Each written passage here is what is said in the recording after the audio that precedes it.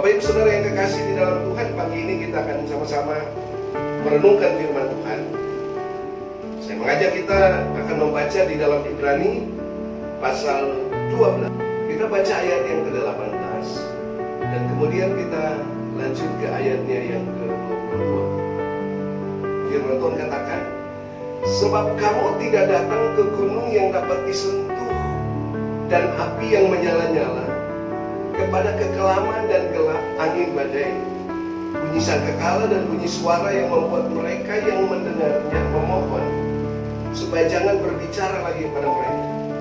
Dan lanjut ke ayat 22. Tetapi kamu sudah datang ke Bukit Sion, ke kota Allah yang hidup, Yerusalem surgawi, kepada beribu-ribu malaikat, suatu kumpulan yang meriah, kepada jemaat anak-anak sulung yang namanya terdaftar di surga, dan kepada Allah yang menghakimi semua orang, dan kepada roh-roh orang benar yang sudah menjadi sempurna, kepada Yesus pengantara perjanjian baru, dan kepada darah pemercikan yang berbicara lebih kuat daripada darah Habel. Bapak Ibu Saudara yang kekasih, bagaimana supaya kita bisa menjalani hari hidup yang berkemenangan di dalam Tuhan? Minggu lalu kita belajar tentang kita harus menemukan rumah Tuhan, dan kita harus tinggal di dalam rumah Tuhan itu, memuji dan menyembah Tuhan. Maka kita akan mendapat kekuatan yang baru. Kita akan terus, sekalipun kita berjalan dalam lembah baka, kita akan membuatnya menjadi lembah yang bermata air. Bahkan kita akan menikmati berkat-berkat Tuhan yang luar biasa atas hidup kita. Dan kita akan berjalan dari kekuatan kepada kekuatan menuju Tuhan di sini. Mazmur 84 ayat yang ke-5 sampai ayat yang ke-8 kita baca kemarin. Perbedaan antara Musa dan Yesus Kristus. Musa membawa kita untuk naik ke Gunung Sinai, di mana kita mendapat petunjuk, arahan dan tuntunan dari sana melalui hukum-hukum, dan untuk menerima itu akan mengalami berbagai tantangan yang luar biasa. Kita katakan di sana kepada api yang menyala-nyala, kepada kegelapan, kepada gelap angin badai, kepada bunyi sangkakala dan bunyi suara yang membuat mereka mendengarnya memohon supaya jangan lagi berbicara kepada mereka. Ada sesuatu yang mengerikan kalau kita mau menghampiri. Tapi selanjutnya Ibrani berkata, kita sudah datang ke Gunung Sion, kita sudah datang ke Bukit Sion. Artinya suatu tempat yang rohani. Dan apa saja dimensi Gunung Sion itu? Ini yang sudah kita bicarakan. Dimensi Gunung Sion yang itu dikatakan kota Allah yang hidup. Kota Allah yang hidup ini berbicara tentang pemerintahan Allah yang harus benar-benar menjadi nyata. The city of the living God. Kota Allah yang hidup ini berbicara tentang pusat pemerintahan kerajaan Allah yang benar-benar kita bisa merasakannya dan kita mengalaminya selama kita hidup di bumi ini. Dan pemerintahan kerajaan Allah yang beroperasi dalam hidup kita adalah kebenaran, damai sejahtera dan sukacita yang dikerjakan oleh Roh Kudus. Yang kedua, kemarin kita belajar dimensi Sion, Bukit Sion. Tetapi kamu sudah datang ke Bukit Sion, ke kota Allah yang hidup, Yerusalem surgawi. Yerusalem bukan saja sebagai tempat pemerintahan waktu Daud, tetapi Yerusalem juga sebagai pusat peribadatan dari orang-orang Israel. Karena itu setiap tahun mereka pergi berziarah. Tujuannya adalah ke Yerusalem untuk apa? Untuk mempersembahkan persembahan-persembahan yang benar kepada Tuhan. Bapak Ibu Saudara yang kekasih, kalau kita datang ke Gunung Sion, kita mengalami dimensi Gunung Sion. Kita tidak pergi lagi ke Yerusalem secara fisik untuk mempersembahkan ibadah kita kepada Tuhan, korban-korban persembahan kita kepada Tuhan.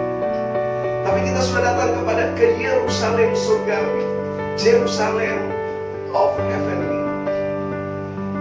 Ini berbicara tentang dimensi rohani. Kemarin kita sudah belajar Yerusalem surgawi itu bagaimana tempat untuk kita bisa berjumpa dengan Tuhan secara roh. Kita bisa mengalami hubungan yang intim dengan Tuhan. kita menyembah Tuhan tanpa khawatir, menyembah Tuhan tanpa takut. Kita mengalami freedom, beribadah kepada Tuhan dengan penuh sukacita. Ingat, berurusan dengan Tuhan itu berurusan dengan hati. Tuhan tidak berurusan dengan sikap tubuhmu, Tuhan tidak berurusan dengan materimu yang kau bawa, tapi Tuhan berurusan dengan sikap hati. Saudara boleh membawa banyak persembahan kepada Tuhan, tapi kalau hatimu tidak murni, maka itu tidak akan berkenan kepada Tuhan. Pagi ini akan kita renungkan, dikatakan bahwa kepada beribu-ribu malaikat. Ada satu dimensi dari realita Gunung Sion, adalah kita akan mengalami yang namanya pelayanan aktivitas malaikat surgawi. Sekian lama, selama ini kita menjalani hari hidup kita dengan kekuatan kita sendiri. Padahal saudaraku yang kekasih, salah satu fasilitas yang Bapa sediakan bagi anak-anaknya, yaitu aktivitas dan pelayanan malaikat.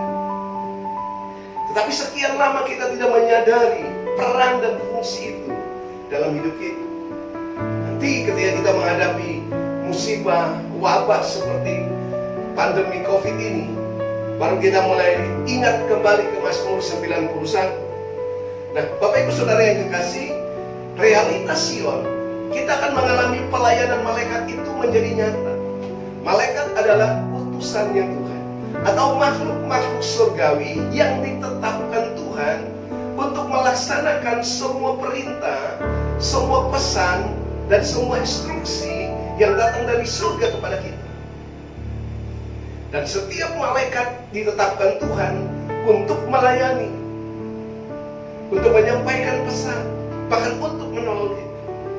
Bapak Ibu Saudara yang kekasih dalam Tuhan, bangun kesadaran bahwa pelayanan malaikat, salah satu dari dimensi Gunung Sion, adalah pelayanan malaikat itu menjadi real, menjadi nyata atas kehidupan kita. Ada aktivitas ribuan malaikat. Bapak Ibu Saudara, malaikat itu adalah makhluk-makhluk surgawi, dan jumlahnya tidak sedikit. Bapa di surga. Karena Bapak Ibu bayangkan, saat ini manusia yang hidup ini ada lebih dari 2,5 miliar penduduk di muka bumi ini. Dan dikatakan bahwa malaikat itu tidak hanya 1-2 orang, tetapi beribu-ribu malaikat. Bahkan dikatakan di sana, kalau ada terjemahan lain, miliar malaikat. Di dalam Wahyu pasal 5 ayat 11 juga firman Tuhan katakan, aku melihat dan mendengar suara banyak malaikat sekelilingi takhta. Makhluk-makhluk dan tua-tua itu jumlah mereka berlaksa-laksa dan beribu-ribu laksa. Satu laksa itu 10.000. Kalau beribu-ribu laksa, maka itu miliaran, tidak terhitung banyak. Bapak Ibu Saudara yang kekasih dalam Tuhan, mari bangun kesadaran ini. Dan setiap kali apa yang mereka lakukan, itu adalah satu kumpulan. Apa yang mereka lakukan, mereka memuji dan memuliakan Tuhan. Pekerjaan malaikat selain memuji dan memuliakan Tuhan, juga terlibat tanggung jawabnya bersama-sama dengan kita untuk memuliakan Tuhan. Di dalam, saudara masih ingat di dalam Lukas pasal 2, firman Tuhan katakan ketika Yesus akan dilahirkan, ada malaikat Tuhan yang menampakkan diri kepada gembala-gembala di padang. Ayat yang ke-13 berkata, dan tiba-tiba tampaklah bersama-sama malaikat itu sejumlah besar bala tentara surga memuji Allah. Jadi Bapak Ibu Saudara kekasih dalam Tuhan, realitas Sion adalah bagaimana kita bisa mengalami pelayanan malaikat, aktivitas malaikat itu menjadi nyata dalam seluruh kehidupan kita. Yakub dalam perjalanannya untuk menuju destiny yang Tuhan tetapkan atas, maka dia mengalami perjumpaan dengan malaikat-malaikat Tuhan. Ketika di Betel, dia melihat tangga sampai di langit. Ada aktivitas malaikat Tuhan di situ. Aktivitas malaikat menunjukkan bahwa realita pekerjaan Tuhan itu nyata di tengah-tengah. Mari bangun kesadaran. untuk saudara bisa merasakan dan mengalami realita aktivitas malaikat itu. Demikian juga ketika Yakub sampai di mana, dia tidak saja melihat malaikat dalam, tapi dia melihat suatu, dikatakan camp, satu perkemahan para malaikat tentara Allah di sana. Ingat bahwa dalam perjalanan hidup kita, Tuhan selalu menyediakan malaikat-malaikat untuk melayani kita. Karena itu dalam keadaan situasi COVID yang sedang kita hadapi ini, jangan pernah berpikir saudara sendiri. Ada pelayanan malaikat yang tidak dilihat oleh mata saudara. Bangun kesadaran dan terus memberi kepercayaan bahwa ada makhluk-makhluk surgawi yang terus menyertai saudara. Tapi makhluk-makhluk itu juga memiliki satu sifat, yaitu kudus. Karena itu saudara harus memiliki kehidupan yang kudus di hadapan Tuhan, kehidupan yang murni, kehidupan yang suci, supaya kita bisa memiliki satu sifat yang sama. Aktivitas malaikat itu akan sungguh-sungguh nyata beroperasi dalam hidup saudara. Saya percaya kita sedang menghadapi situasi di mana ada penyakit yang tidak bisa dilihat dengan mata. Kita tidak tahu siapa yang sudah terpapar dan bisa sebagai karier bagi kita. Tapi saya percaya waktu saudara bangun kesadaran, akan ada aktivitas malaikat, pelayanan malaikat menyertai saudara. Jika kita sudah mengikuti semua protokol kesehatan yang ditetapkan oleh pemerintah, dan kalaupun ada hal-hal di luar kemampuan kita, maka bangunlah kesadaran, maka ada proteksi dari Tuhan. Dia mengutus malaikatnya untuk menjaga engkau. Mazmur 91 ayat 12, ayat 11-12 dikatakan, sebab malaikatnya akan diperintahkannya kepadamu untuk menjaga engkau di segala jalanmu. Mereka menatang engkau di atas tangannya, supaya kakimu jangan terantuk pada batu. Bapak Ibu Saudara yang kekasih, mari bangun kesadaran. Kalau kita terus melekat dengan Tuhan, kita terus jadikan Tuhan tempat pertemuan kita, kita sedang masuk dalam realita dimensi Sion itu, maka saudara akan mengalami realita pelayanan malaikat itu menjadi nyata.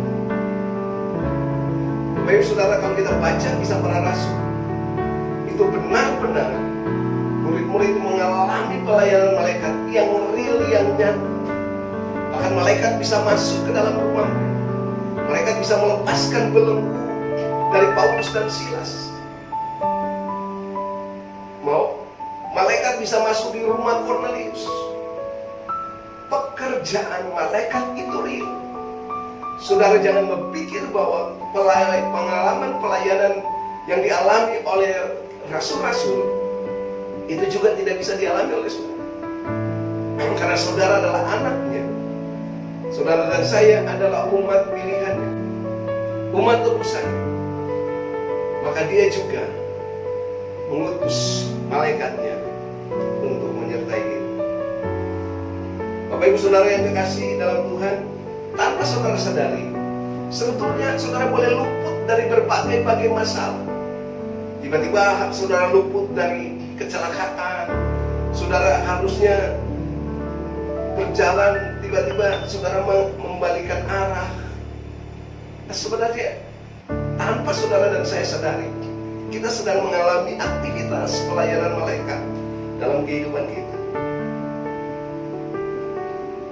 Dan saudara, Tuhan selalu menetapkan ketika saudara dan saya ditetapkan oleh Tuhan masuk dalam wilayah kekuasaan kerajaan, maka kita juga masuk di dalam satu namanya tudung atau covering ilahi, di mana aktivitas para malaikat itu menjadi real dalam kehidupan kita. Bapak Ibu Saudara yang dikasihi dalam Tuhan, apa yang kami beritakan, apa yang kami sampaikan bukan sebuah informasi bagi saudara. Kami mengalami pelayanan malaikat itu real dalam segala hal. Karena kami terus membangun kepercayaan bahwa ketika ketika kita menjadi milik Kristus, kita menjadi ciptaan baru dalam Kristus, kita akan dibentuk untuk menjadi serupa dan segambar dengan Dia. Dan kalau saudara menjadi anaknya, anak-anak yang punya kerajaan itu, maka ada agen-agen surga, agen-agen kerajaan surga, yaitu para malaikat ini akan selalu diutus untuk membackup perjalanan hidup kita. Bapak Ibu, saudara tahu tidak, ketika saudara menjadi anak-anak raja, misalnya dalam suatu sistem pemerintahan kerajaan di bumi ini, maka minta atau tidak diminta, saudara pasti ada punya pengawalan khusus. Kalau kita di Indonesia mengenal namanya Pas Pampres, ada pasukan pengawalan presiden, termasuk keluarga presiden pun pasti ada pengawalan. Ketika dia kemana saja, biasanya intel sudah selalu jalan menyertai. Yang namanya anggota keluarga kerajaan itu pasti dijaga. Persoalannya adalah saudara tidak bisa melihat dengan mata bahwa di sebelah kiri dan kanan ada malaikat yang selalu menyertai. Bapak Ibu saudara yang kekasih dalam Tuhan, ada banyak hal yang kita bicarakan tentang aktivitas dan pelayanan malaikat ini. Tapi saudara harus membangun kesadaran bahwa saudara lebih berharga dari malaikat. Saudara lebih mulia dari malaikat. Karena saudara sudah menerima kemuliaan yang dinanti-nantikan, yang dirindukan. Bahkan seluruh makhluk surgawi pun sedang menantikan dan merindukan untuk mengalami apa yang akan diberikan pada saudara. Ingat, Kristus itulah kemuliaan yang sesungguhnya. Bapak Ibu saudara yang kekasih, saya ingin bacakan satu ayat ini bagi saudara. 1 Petrus pasal 1 ayat 12. Firman Tuhan katakan, kepada mereka telah dinyatakan bahwa mereka bukan melayani diri mereka sendiri, tetapi melayani kamu dengan segala sesuatu yang telah diberitakan sekarang kepada kamu dengan perantaraan mereka yang oleh Roh Kudus yang diutus dari surga menyampaikan berita Injil kepada kamu, yaitu hal-hal yang ingin diketahui oleh malaikat-malaikat. Ada hal-hal yang ingin diketahui oleh malaikat-malaikat, tetapi saudara sudah diberikan itu. Karena itu Bapak Ibu saudara yang kekasih, kita boleh mengalami pelayanan malaikat, tapi jangan kita bangga. Kita bahkan Alkitab katakan ada orang-orang yang beribadah kepada malaikat-malaikat, berkancang pada penglihatan-penglihatan. Ingat, pelayanan malaikat itu wajar bagi kita. Tidak ada yang spesial. Karena itu kewajiban yang telah Tuhan tetapkan agen-agen kerajaan surga untuk menjaga anak-anak. Karena itu bangun kesadaran bahwa saudara dan saya adalah warga kerajaan surga. Kalau saudara menerima Kristus menjadi Tuhan dan Juru Selamat pribadi, kemuliaan yang sudah hilang itu dikembalikan lagi dalam hidup saudara. Karena itu yang dirindukan, itu yang dinanti-nantikan. Seluruh makhluk sedang menantikan saatnya anak-anak dinyatakan. Mungkin makhluk-makhluk itu juga termasuk para malaikat sedang menantikan akan melihat apa yang akan didemonstrasikan oleh manusia itu. Sebab firman Tuhan katakan bahwa di dalam Ibrani pasal 6, dunia yang akan datang itu bukan untuk malaikat-malaikat, tetapi dunia yang akan datang itu bagi saudara dan saya yang dipersiapkan Allah. Karena itu saya percaya Bapak Ibu saudara, mari kita bangun kesadaran bahwa yang namanya mengalami realita aktivitas para malaikat itu akan menjadi nyata dalam hidup kita. Karena itu saudara akan berjalan makin lama makin kuat. Saudara akan mengubah lembah baka menjadi lembah yang bermata air. Saudara akan menerima kekuatan yang dari Tuhan. Kalau saudara menerima dimensi hidup dalam dimensi Sion. Sekali lagi, kita tidak datang kepada gunung yang dapat disentuh. Kita tidak lagi datang kepada pola ibadah yang bisa terlihat, bisa disentuh dengan berbagai aktivitas-aktivitas yang nyata secara lahiriah. Tapi kita sudah datang ke Gunung Sion, kata Allah yang hidup di Yerusalem surgawi pada beribu-ribu malaikat. Ada aktivitas ilahi yang kuat dalam hidup kita. Mari bangun keyakinan ini. Saya percaya saudara akan mengalami realitas surga, realitas Sion itu benar-benar menjadi nyata. Kita akan lanjutkan sekali dengan dimensi-dimensi yang lain. Dan saya percaya kalau saudara terus mengikutinya, saudara akan mengalami realitas Sion itu menjadi nyata dalam hidup saudara. Kiranya firman Tuhan yang kita renungkan pagi ini memberikan kepada kita kekuatan, inspirasi, motivasi untuk menjalani hari hidup yang terus berkemenangan, dengan terus memiliki keyakinan bahwa ada aktivitas para malaikat selalu di sekitar kita, dalam hidup kita, dalam keluarga kita, dalam pelayanan kita, dalam pekerjaan kita, di mana saja kita ada. Kiranya Tuhan memberkati saudara dan memberkati firman-Nya pagi ini. Amin.